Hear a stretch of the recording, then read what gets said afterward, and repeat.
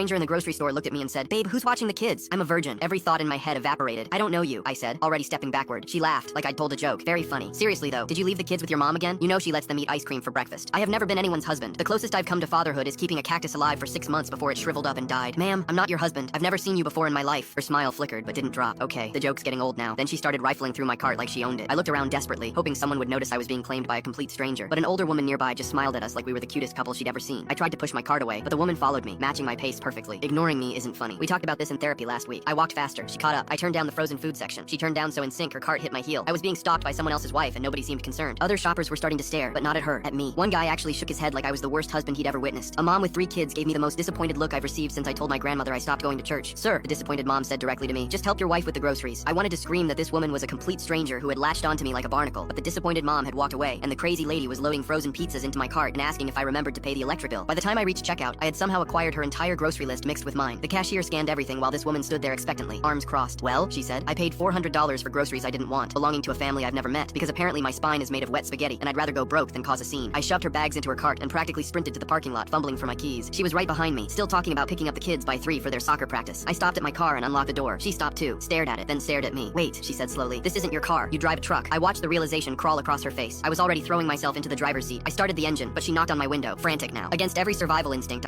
Take a screenshot and scan the QR code, search for the code on TikTok, and watch the second part for free.